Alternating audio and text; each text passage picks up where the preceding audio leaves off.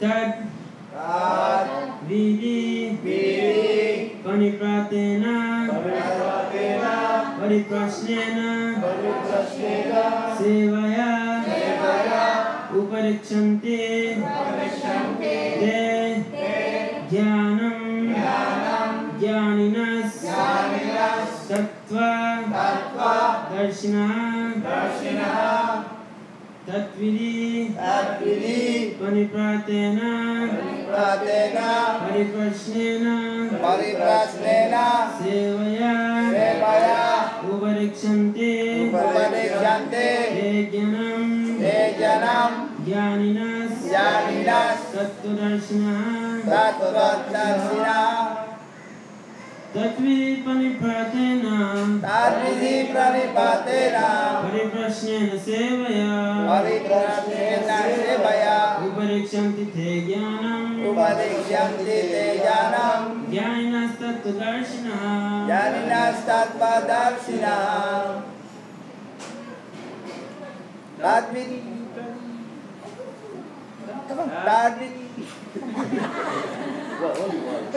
Tadvidi pranipatena Pariprasnena Sevaya Uparikshanti Te Jnanam Jnaninas Tattvadarshina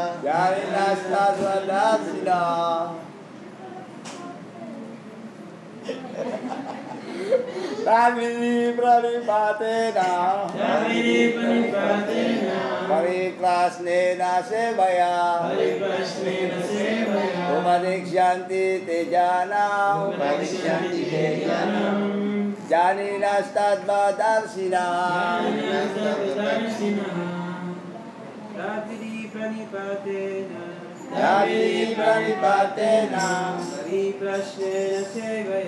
Pariprasnena Sevaya Upadikshyanti Te Jnanam Jnaninas Tattvadarshina Tatvidi Panipratena Pariprasnena Sevaya Upadikshyanti Te Jnanam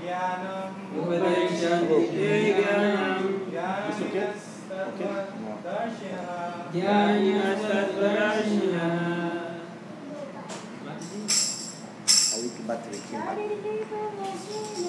Tatvidi Panipratena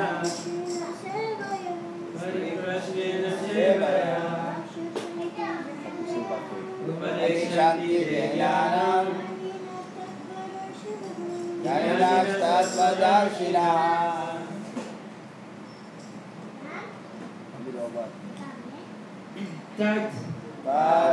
That knowledge of different sacrifices.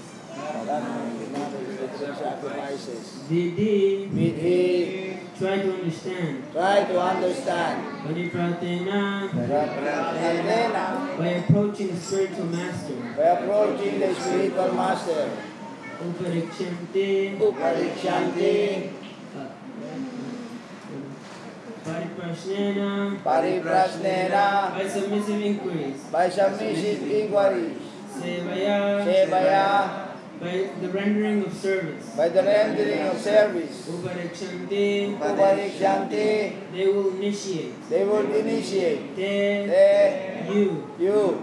Jnanam. Into knowledge. Jnanina. The self-realized. Tattva. Of the truth. Darshinaha. Seers. Translation in purport by His Divine Grace, A.C. Jai Srila Prabhupada. Just try to learn the truth by approaching a spiritual master. Inquire from him submissively and render service unto him. The self-realized souls can impart knowledge unto you because they have seen the truth. Purport. The path of spiritual realization is undoubtedly difficult. The Lord therefore advises us to approach a bona fide spiritual master in the line of disciplic succession from the Lord Himself.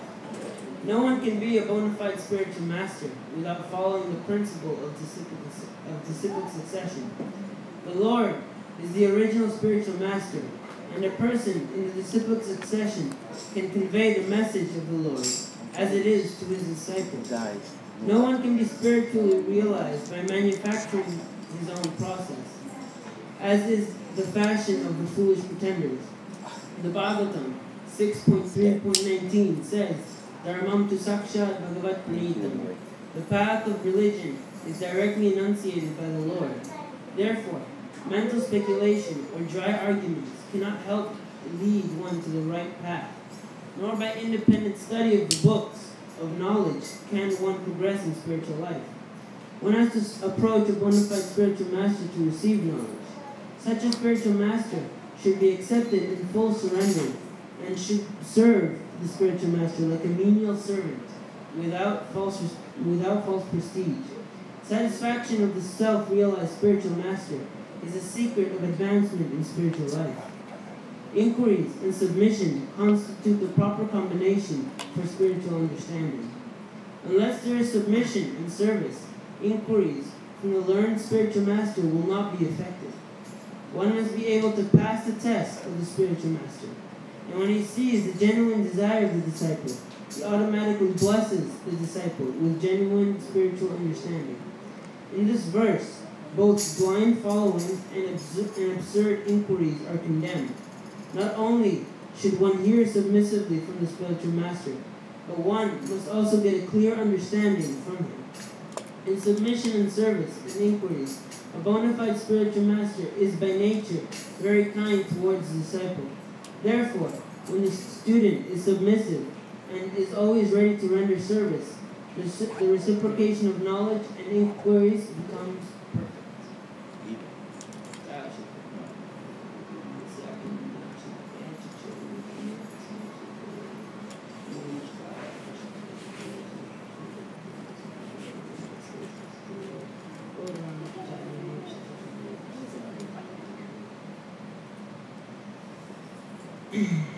So, this here is given the process. This is the process of attaining knowledge. For anything, really, actually, for any knowledge, whether material or spiritual, one has to follow a teacher. Now, here, specifically for spiritual knowledge, here is given the mood, the way that one should be approaching the teacher. One approaches the teacher submissively and renders service unto him. And along with that, he inquires. So this means that the disciple takes the submissive position. He surrenders himself unto the spiritual master. Because if one isn't submissive, then what's the use? He will tell you, he will give you instructions, but then if you don't surrender yourself, then doubts will come into your mind. Oh, he's telling me this, but I don't think that's the best thing for me. No, it doesn't work like that. Then you're committing an offense to the guru. You're committing an offense to the spiritual master, because he is helping you.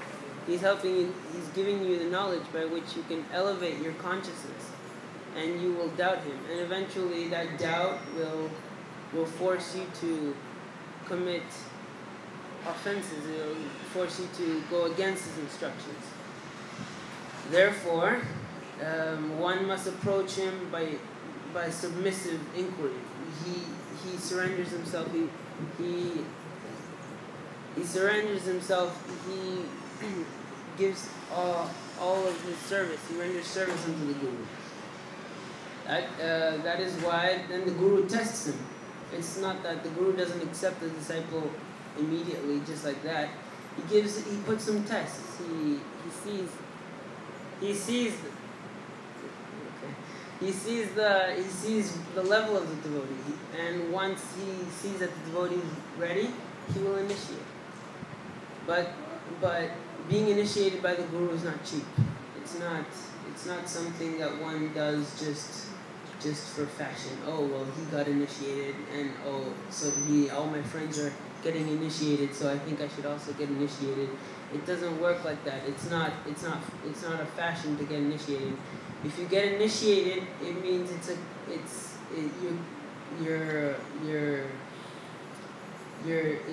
thing for life. You're initiated. You are his servant for life. It's a commitment for your whole life. If you get initiated, that means that you swear that you will follow his instructions, because this means that you realize that whatever your spiritual master says is the best for you. So, and your spiritual master, in the first initiation, you have to make 2 vows. One, you have to chant 16 rounds every day, and second one, you have to follow the 4 regulative principles. So these two are the 2 root principles. These directly connect to the 2 principles. The 2 root principles of any shastra, any transcendental knowledge is 2 things. Always remembering Krishna and never forgetting him. So, and when you say it like that, it just sounds like the same thing. Always remembering and never forgetting. What's the difference? Does anyone know the difference? Yes? Remembering Krishna is especially when we're doing devotional service. But when there's a time that we are not doing devotional service, we must not forget it. Yes. Yes. So always remembering is direct absorption, is actually thinking of him. And never forgetting is you do activities, but you will always connect them to Krishna. For example, direct devotional. For example, a nice example my teacher always uses is when you cook. So, for example, you cook something you like. So, okay, I like pizza. Okay, it's not a traditional Indian dish. It's not a traditional thing which Krishna would eat 5,000 years ago. But it's something which I like. It's pizza. Okay, so I cook pizza, and to not forget Krishna, I will offer to him because I have to connect it to Krishna. So then I will offer the pizza and then eat it. So that's never forgetting. But once you start developing a sense of you should remember Krishna, once you start developing, you stop and you think, okay, well, wait, I like pizza. But that doesn't mean Krishna might not necessarily like pizza. I mean, of course, Krishna likes anything which is offered to him with devotion. But there are specific preparations which Krishna likes. So, like that, you inquire from your guru, or you look at Shastra or see what it says. Because Krishna says what he likes. He says in different acharyas say, and different scriptures say what he likes. So then you find and you cook that, what he likes, and then you offer that, because you know that he likes that more than what you like. So that is always remembering.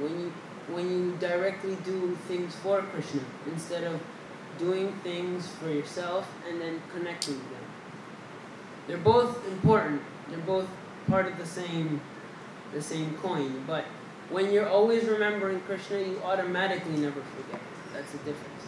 When you're never forgetting him, you do not necessarily always remember him. So these are the 2 root principles of anything we do in devotional service. We must always remember Krishna, and we must never forget him as well. So another very important thing says here. It says, satisfaction of the self-realized spiritual master is the secret of advancement in spiritual life. It tells you right there. It says very clearly, this is the secret. You want to advance, that's it. You have to dedicate your life to satisfying your guru. Then it's perfect. It's simple. You just have to accept. Okay, this is my guru, and I have to serve him. Like this, I will understand who Krishna is, and when I understand who Krishna is, I can love Krishna. So only by the guru can one develop a relationship with Krishna. When you develop a relationship with your guru, then you're in line with Krishna. Then you are in the parampara. one cannot simply, and a lot of times it's a misconception, especially nowadays, a lot of modern days, second generation devotees, like, okay, yes, kirtan, and let's do this and let's do that, and we can just do kirtan and be absorbed in Krishna. But a lot of these people, a lot of these devotees, very nice, but they don't have a guru. They don't follow the 4 regulative principles. So I mean, it's nice. It's developing. The kirtan is, of course, it's the Yuga Dharma. It's what we have to do. But it's not complete, because I'm sorry to say, but they're not in the stage of Raganuga Bhakti where they could just chant and sing and everything will be fine. No, they have to follow the rules and regulations. They have to practice. They have to cleanse their heart before their kirtan actually it becomes pure. So they have to follow the process before they can engage in kirtan whole day. So the point of surrendering to the guru is that one progresses in spiritual life. One actually, makes some substantial progress. That is the secret. Because if you do not accept the spiritual master, then you will not get anywhere. The spiritual master is the one who shows you Krishna. How can you love someone who you don't even know? You can't. You can't love someone you don't know. So through the spiritual master, you know Krishna. You start knowing Krishna, and then you can start loving him. Another point here. Here. Inquiry and submission constitute the proper combination of spiritual understanding. Unless there is submission and service, inquiries from the learned spiritual master will not be effective. One must be able to pass the test of the spiritual master. And when he sees the genuine desire of the disciple, he automatically blesses the disciple with genuine spiritual understanding. So, like that, if one just inquires and says, oh, Guru Maharaj, so what do I do this? So if I do this, will it be better for this, and then your Guru Maharaj says, okay, yes, so you can do this, and then you think, okay, yeah, I'll take that under consideration, because a lot of people also told me this, and other people told me that. But no, what your Guru says is final. That's it. That's what's best for you. So if one just inquires, it's meaningless, because you're not going to apply the knowledge that it gives you. So along with that inquiry comes service, and if one just serves, I mean, it's nice. He serves the Guru, but he also to gain that knowledge, to gain the transcendental knowledge, he must inquire. It's not that he just does day in, day out. He goes, sweeps the floor, okay, this is what Guru Maharaj told me to do, so I do every day, like that. But it reaches a point where if you don't understand why you're doing it, then you say, you know what, I don't want to sweep the floor every day. I'd rather be out there, I don't know, watching a movie or something.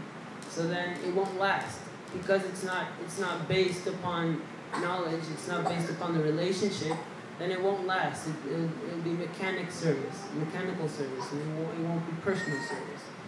So that's the difference. So to gain this knowledge, you have to inquire and render service. You have to have a submissive attitude. Otherwise, just mechanical service won't work, and just inquiries won't work either, because you won't accept what he's saying. So therefore, the proper combination of both is required to actually understand spiritual topics. So, yes, Guru. And specifically when one is brahmachari, one's only concern is Guru. One's only concern is satisfying the Guru. Brahmachari. I live in the Gurukula. Gurukula means house of the Guru. Back in the day, the students, the young brahmacharis, they would stay in the house of their gurus, and then they would serve them, and they would learn everything from them.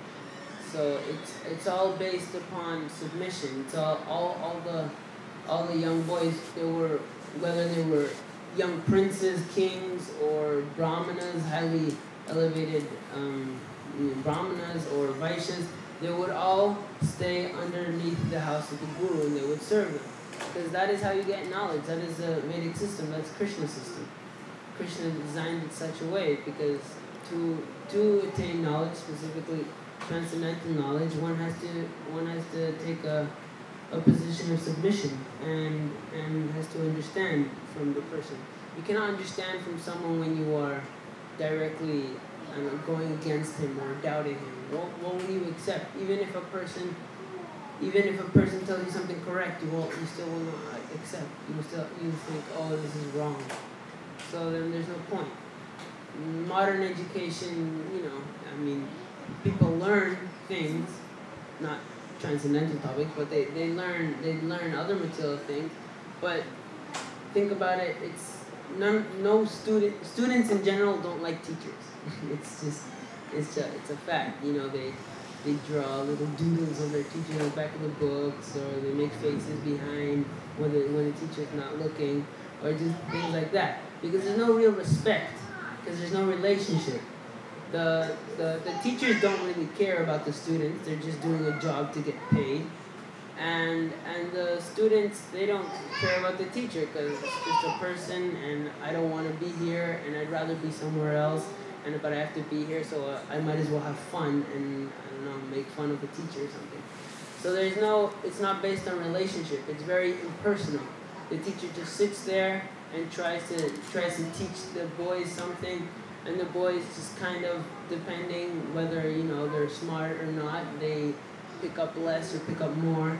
So then, but there's no understanding, there's no concern. It's not a relationship. It's very, hollow. It's not substantial. There's no relationship. That's why in the Vedic system, everything was based upon relationship. The teacher actually cared about the students, and the relationship between the teacher and the student remains the rest of their lives. It's not like okay, fine, I passed the grade, so now I move into this teacher's class and I can forget about that teacher. No, it doesn't work like that. The relationship between the teacher and the student is a lifetime relationship. It's like your parents, you and your father. That always lasts. That's always there. At least it's always supposed to be there. Sometimes not nowadays, but like that. So this modern system of education it's very impersonal. It's not personal. It's not meant for elevating society. It's just meant for, you go, you teach, they teach you something, you learn this, and out of all those years you learn things. Depending on your profession or whatever, you will actually only need a certain amount. Everything else of what they taught you, you won't practice. And a lot of people generally forget what they don't use in day-to-day life, what they learn in school. They don't generally remember anything because they don't use it. It was unnecessary, so that's actually a waste of time when they teach you something which you don't use in your day-to-day life. So it's just, you go, you spend so many years learning, and you finish, and then just to get a piece of paper, a degree, and then you go around and you beg for a job, and then like that's just how modern society works nowadays. It's just training robots, training slaves just to work in big companies. So that's all it is. It's not based on understanding. There's no education of anything about God, anything about any transcendental topic. So that's why gurukuls are necessary. They're necessary for society at large. Excuse me. So like that, teachers must guide the students. They care for the students. they always have the student's best interest at heart. And then the student being very grateful, he can't do anything. The student can never do anything to repay the teacher. But the students try. The best way to give back the knowledge which they receive from the teacher is by applying it themselves. When the student applies the knowledge given by the teacher, then they give back to what the teacher taught them, and like that they satisfy the teacher by teaching it to others. There's a process. There's hearing, contemplating, applying, and then realizing.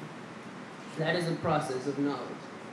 When you hear something, you hear knowledge, then you contemplate about it, you think, okay, well, this, like that, then it connects to me like this, how do I apply it?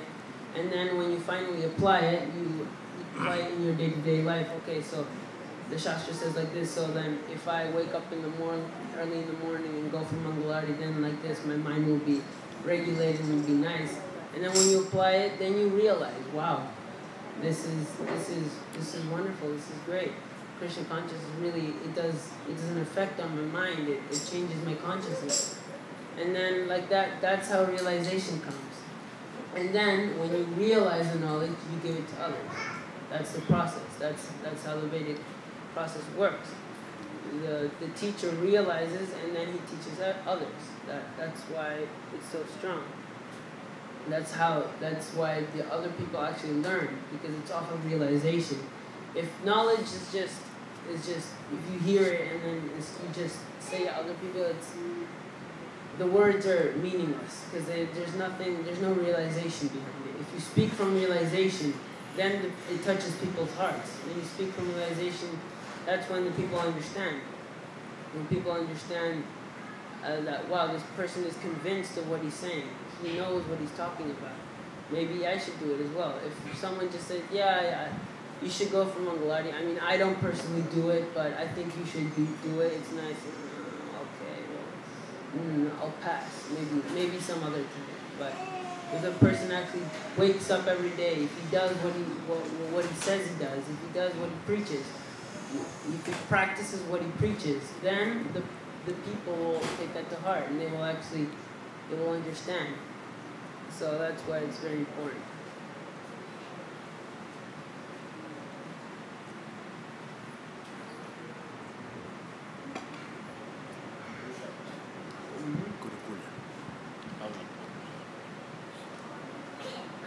Okay, yes, so another reason why they asked me to give the class was so I can speak about Gurukul.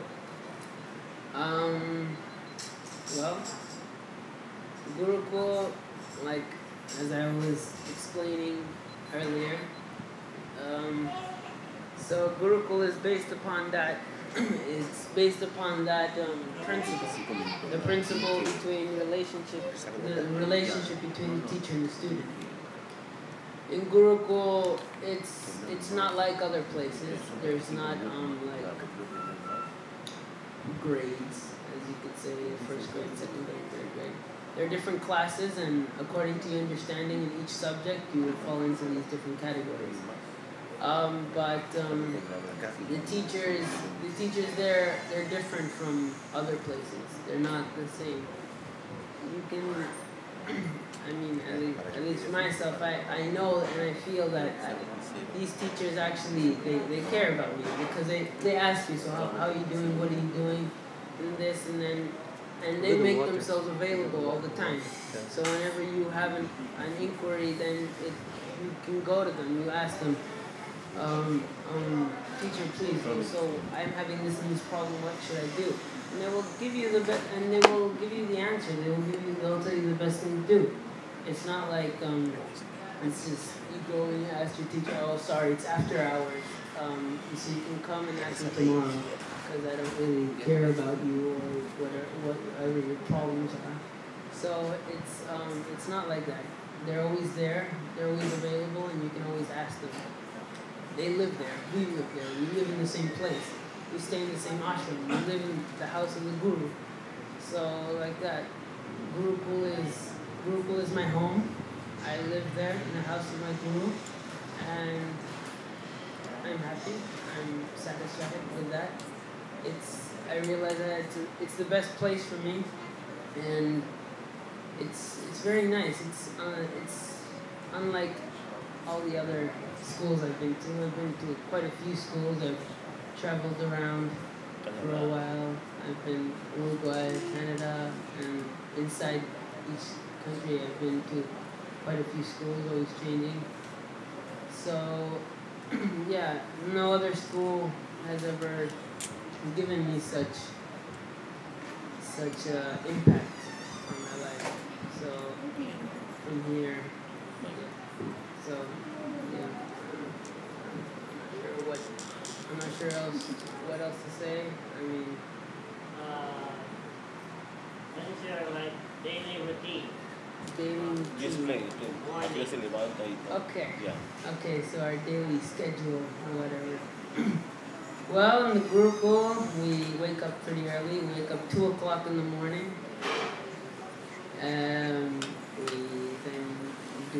We start our japa class at 2:45.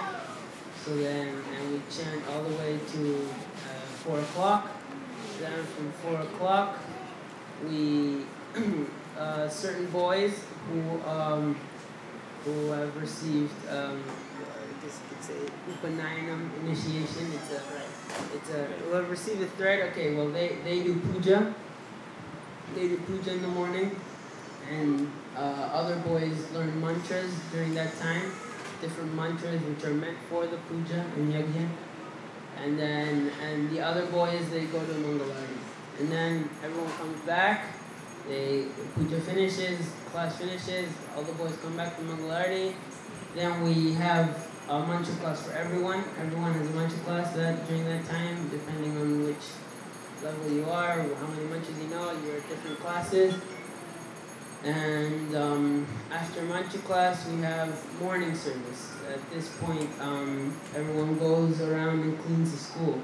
There are different. It's a system. There are different groups.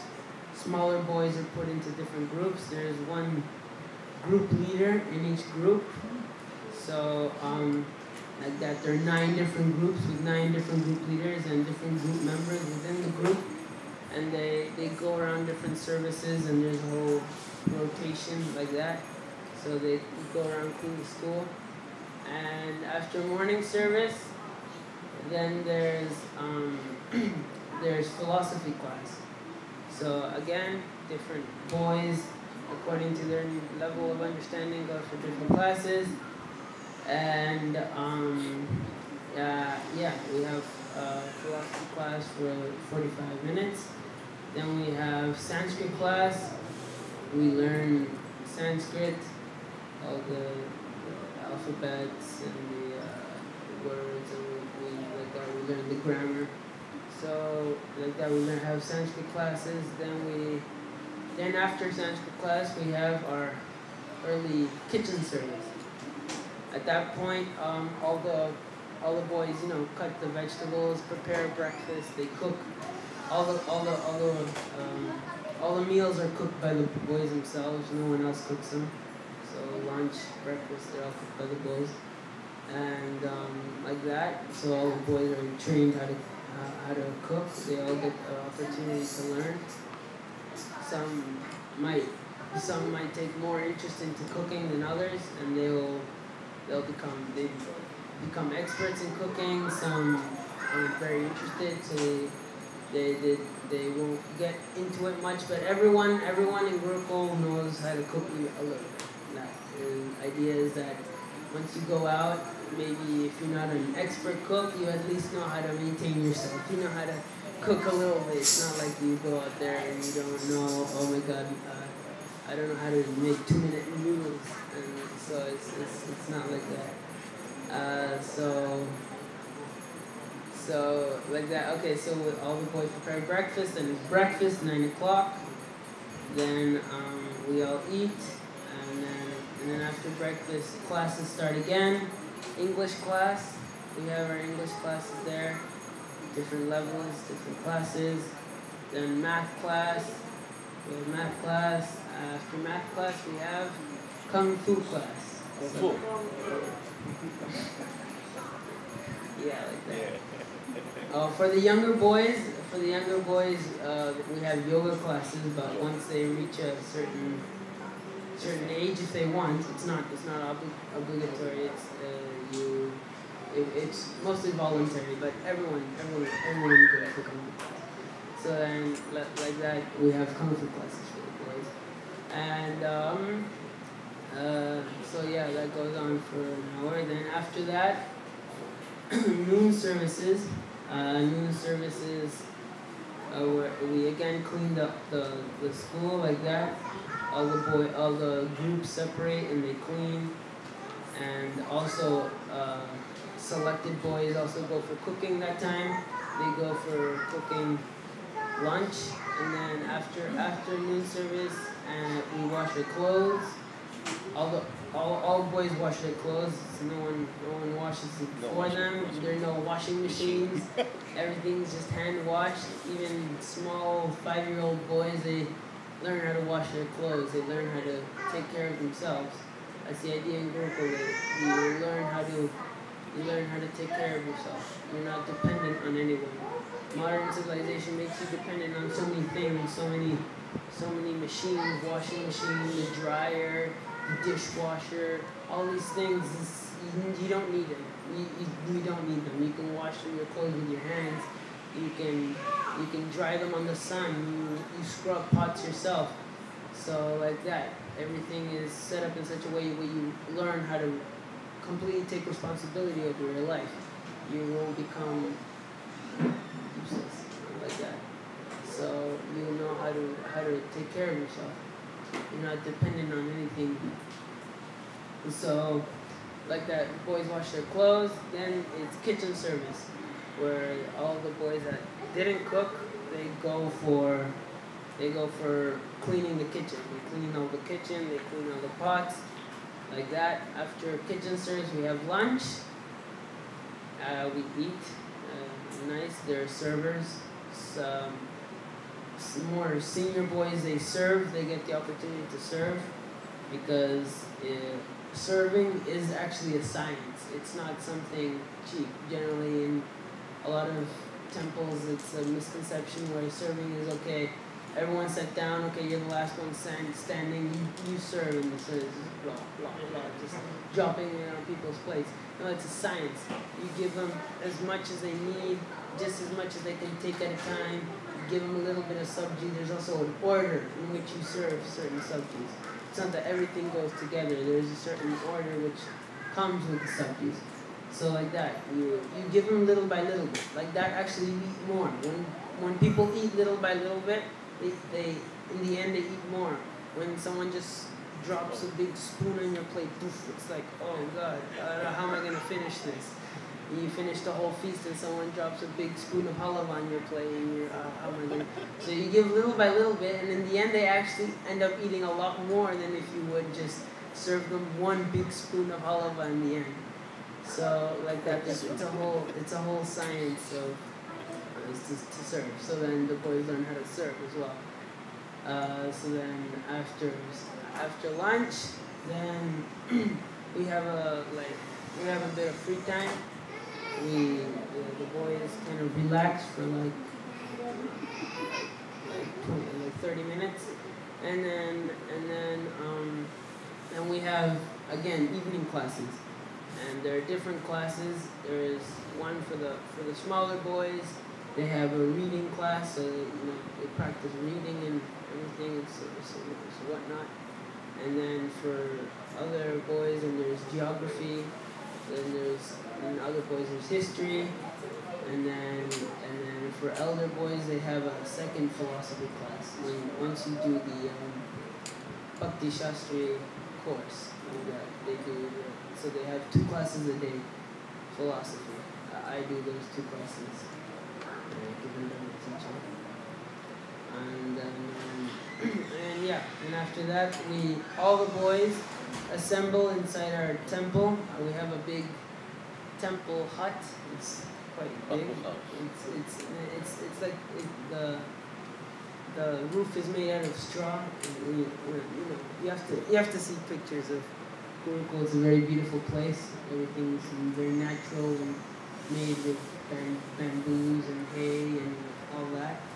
And so we have a big temple right in the center where we have our deities, and then all the boys assemble at that time to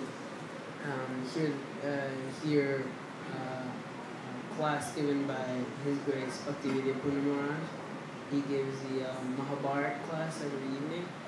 So like that, Mahabharat has all the cultural aspects of Vedic scriptures.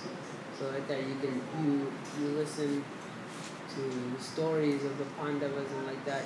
So more than it's Krishna Katha, it's nice, but more than that, it's you learn how real culture is, how culture in those days worked, how Vedic culture was based on relationship, based on other people, and like that, it's very nice. And then after that is evening time, and then we have what we call them day schoolers. They come every morning and go every evening, and then we have our permanent residing ashram boys. They stay there day and night, all the time. They sleep there. They live there. So like that. So the boys like that. Then the D's are put to rest, and then the boys have some free time until the ashram boys have free time until 7:30, where then everyone has to go to sleep. The next day starts 2 o'clock in the morning sharp every day. Like that.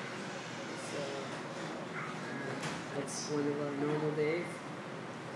Any questions or comments or something like that?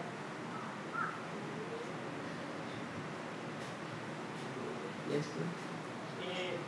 Like Filipino devotees are already interested on bringing their child to Gurukul. So what they will prepare, or how is the process? Well, you would have to contact Madhava Gauranga Prabhu. He deals with all the admissions. There's a big list of people who want to put their children in Gurukul. So like that, there's a lot of people that send applications, and then according to how many people they're going to take in, they're going to select from these applications who seems like they'll do better. So they do the astrological chart generally to see how the child's nature is, see how he would do, what his mentality is. Then they try and they accept boys, and then the boys are put through a 6 month test. So that means that they're generally separated from the rest of the boys, and they start doing their menial services, and they start getting used to the Gurukul atmosphere. So like that, there's a 6 month test, and then once you pass that, you're a normal boy, and then like that. So in these 6 month tests, generally most of the boys that arrive at first, you see how they actually are, and if they don't belong or they don't want to be there, then maybe sometimes they're also too small, they're not mature enough. So they send the child away, and they tell them maybe come back next year or wait a couple of years or like that. So yeah, it's not very easy getting into Gurukul. It's meant for it all depends on the desire. Generally, it's quite rare, but generally the child themselves, they don't really want to go to Gurukul, or they're not really looking forward to it. I remember I wasn't really into going to Gurukul. I was just thinking, okay, I'm just gonna try it out. Let's see how it is. But after a while, if the child adapts and he starts noticing the value of Gurukul, so he's like, wow, yeah, I like this. This is important. I like this for myself. Then when they desire to be in Gurukul, then they remain in Gurukul. But if the child doesn't want to be there, then he shouldn't. He should, because at the end of the day, if you don't want to do something, who can make you? The teachers won't be able to teach them because they won't want to be there. So our teacher always says, if you don't want to be here, just tell us, and then we will make arrangements. Sometimes the parents also, they want to put their kids in Gurukul, put them in Gurukul, become proper devotees and everything. But the child isn't ready to accept such austerity, because being in Gurukul is austerity. It's not easy. People screaming, come on, hurry up, because we have a very tight schedule to follow. So come on, hurry up, quickly. You have to do everything fast, efficient, and it's a very waking up at 2 o'clock. It's not easy. So then, like that, not every boy can do it, and some boys last, some boys stay, and some boys eventually within years they just go. It all depends on the desire of the person, how much they want to develop themselves, how much they're able to surrender to the teacher, to the Gurukul system. That's how much they'll be able to stay. That's how much they'll be able to learn. So this whole Krishna consciousness movement is based on surrender, on desire. If you don't desire to love Krishna, if you don't desire to surrender the Guru, no one can make you. You have to decide yourself. Krishna isn't responsible, your Guru isn't responsible, you have to decide yourself if you want to surrender, if you want to do this Krishna conscious, be part of this movement. So like that. Anything else? Is there any opportunity for the young girls? Oh yeah, we have there's a boys' school, and there's the girls' school. They're separate. We don't mix. Brahmacharis, we don't mix.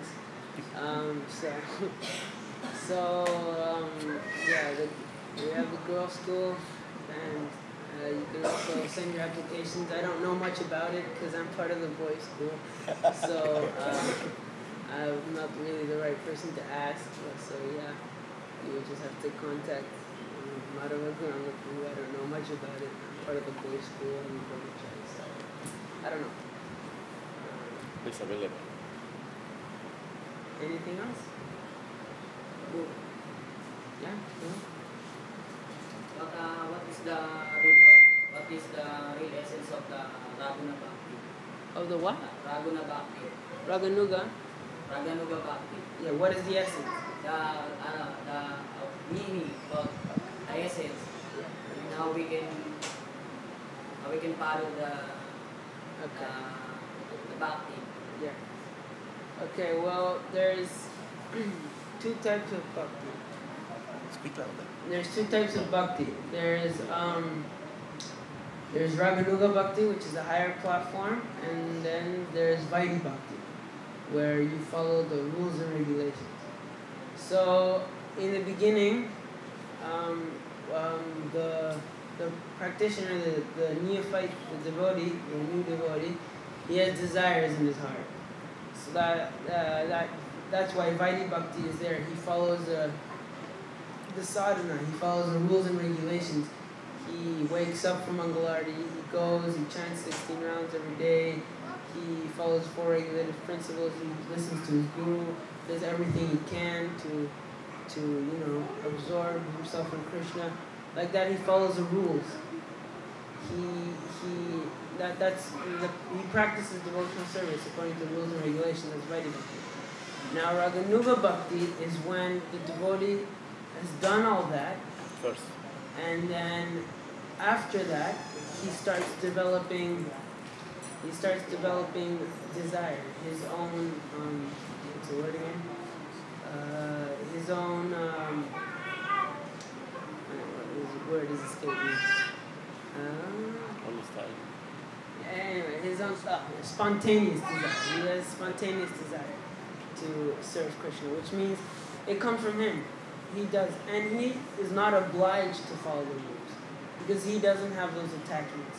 Or the attachments, they're small, they're there, but they don't get in the way of his devotional service. He knows what Krishna wants, he knows what Krishna likes, and he does it. And then, and sometimes he doesn't follow it if it gets in the way of his devotional service. For example, if he stays up all night chanting japa, and then he's just chanting and chanting and chanting when he and then at the time where everyone else wakes up and he's still chanting, he's not going to go take a bath. He's still chanting. He's performing devotional service. He's absorbed in Krishna. So he's not obliged to follow these rules and regulations. But as we see, because these are the elevated devotees, these are the devotees that the neophyte devotees, they take example from. So then they even though they don't have to follow these rules, they will follow these rules anyway, because they're giving example to the lower devotees. They're not ready for spontaneously loving Krishna. They don't have that love yet. So then they follow the rules just to give example to the devotees. So to show that yes, I have to follow this process. I have to follow these rules and regulations. So that is Raganuga Bhakti. That's spontaneous love. It's a very elevated platform, and we all hope to achieve it one day. Like that. So, It's not easy. any other questions? Mataji? Yeah. Not everybody is fortunate to go to the Guru, right? Not everybody cannot. So somehow it takes good fortune or good luck. I don't know. But what can you share about to those boys who wanted to perform devotional service but doesn't have the opportunity to go there? Yeah, it's a good question. It's true, not everyone can be in the Gurukul. That's why, although that's the ideal, that's why actually we need more Gurukuls in this movement. But yeah, for the boys that don't have the opportunity to be in the Gurukul, then they simply have to follow the process. It's just like any other devotee, an ISKCON devotee, you know? He goes, he tries his best, he follows, he goes for Mangalarti, he chants 16 rounds. So by following the process like this, they try their best. And there's also a trend, you know, the second generation devotees like doing kirtan. So it's good. It's good. One should inspire them to continue that and to increase that. Doing kirtan is wonderful, but also along with the kirtan, they should follow the rules and regulations. Like that, they will advance more. So by trying their best, they will achieve. Just because you're in Gurukul doesn't mean you will become a pure devotee. It has to come from an internal desire. Just because you're in Gurukul doesn't make anything certain. It gives you a higher chance, maybe, if you take it, but it's nothing written in stone. So people shouldn't be discouraged just because they didn't get the opportunity to be in Gurukul. They have to do exactly the same thing. They have to go through the process. They must find a spiritual master. There are plenty of spiritual masters. I don't know exactly.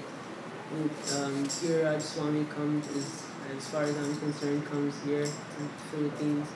I don't know, but they must search out a spiritual master and take shelter of him. And like that, if they just follow their guru, their life will be successful. Because what is Gurukul? Gurukul is just the house of the guru. That's it. They just follow what the guru says. So like that, if they just follow what their guru says, then it's fine. That's all it is, the essence. So that's what I could say for boys that don't have the opportunity to be Gopal. So, yeah. Any other questions? Yeah. Prabhu, if you can summarize on what would be the benefits after one completely studying Guru. Okay.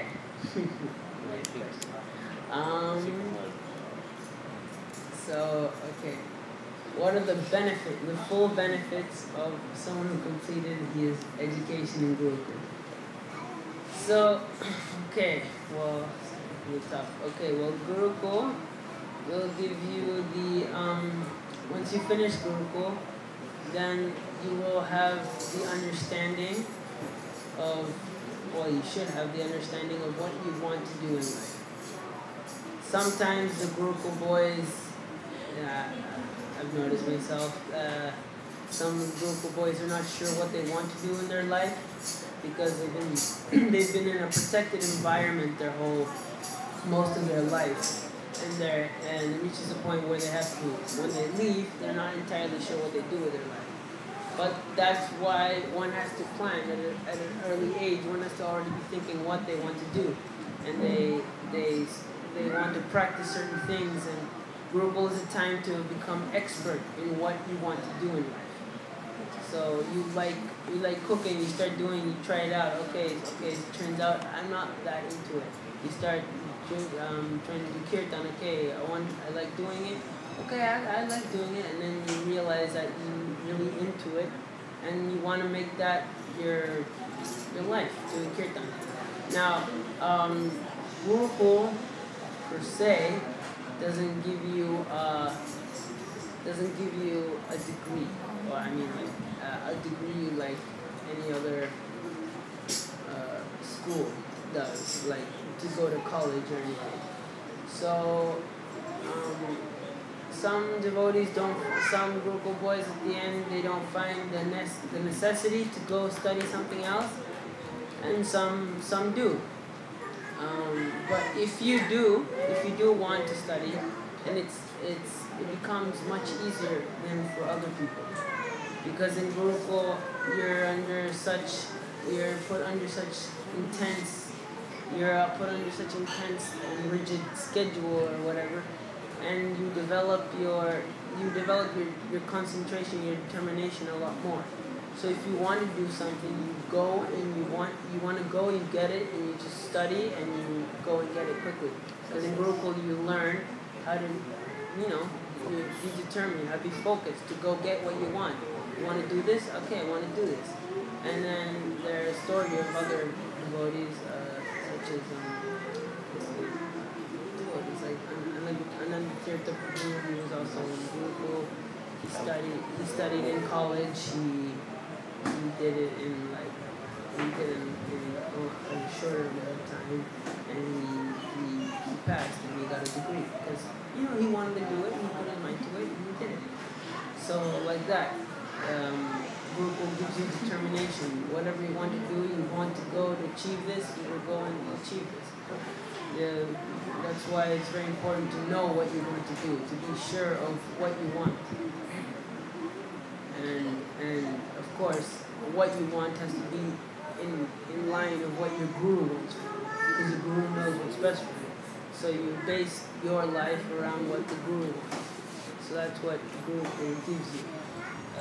And you become trained, of course, more than what you generally do get trained in the temples or whatever, in culture and kirtan and all these different cultural aspects and things, and management and leadership. Gurukul's meant to train leaders for this society, leaders for ISKCON. So that's the aim for Gurukul. And if a person follows the system well, once he leaves, he'll be able to do that. So that's what I can say. Any other questions? Comments?